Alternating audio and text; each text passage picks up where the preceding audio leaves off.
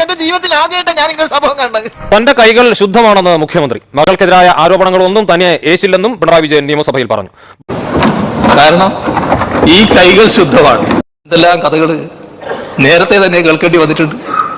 സമ്മതിച്ചിരിക്കുന്നു. അപ്പോ അതൊന്നും നമ്മളെ കേൾക്കില്ല. ഇവനല്ലേ ഇവിടെ ഒന്നും കൊണ്ടത്.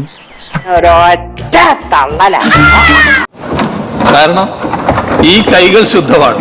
ഇപ്പൊ പറഞ്ഞിരിക്കട്ടെ, ഇനി ഇത് ആവർത്തിച്ചണ്ടല്ലേ രണ്ട് കഷ്ണക്കി കളഞ്ഞ.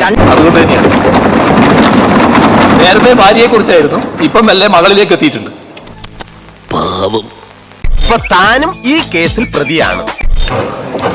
കാണേണ്ട കാര്യം എന്താണെന്നറിയോ? മകള് ബാംഗ്ലൂരിൽ കമ്പനി തുടങ്ങാൻ പോകുന്നത് എന്റെ ഭാര്യ, അവളുടെ അമ്മ.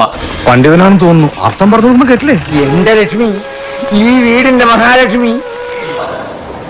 റിട്ടയർ ചെയ്ത് കിട്ടിയ കാശ് അത് ബാങ്കിൽ നിന്ന് എടുത്ത് കൊടുക്കുക. നീ പോയിട്ട് നിന്റേതായ കമ്പനി തുടങ്ങുക, സ്വന്തമായിട്ട് ചെറിയ കമ്പനി തുടങ്ങിയാൽ മതി. അതുമായിട്ട് തുടങ്ങുക. വിശ്വാസമായിരുന്നില്ലല്ലേ?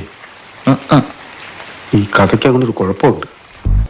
അപ്പൊ അതിൽ നിന്ന് വന്നതുകൊണ്ട് തന്നെ ഇങ്ങനെയുള്ള കാര്യങ്ങളൊന്നും കേൾക്കുമ്പോൾ എനിക്കൊരു മാനസിക കുലുക്കം ഉണ്ടാവില്ല.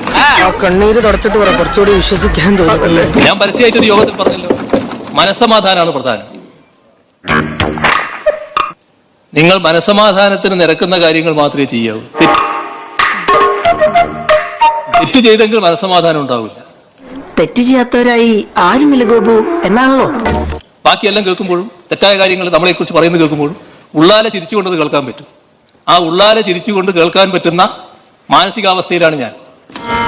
സത്യമാണോ ഈ പറയുന്നത്? ഒന്നും എന്നെ യേശില്ല.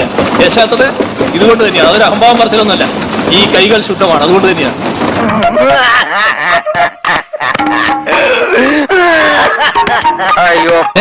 ഞാൻ പോകുന്നു. Bye bye.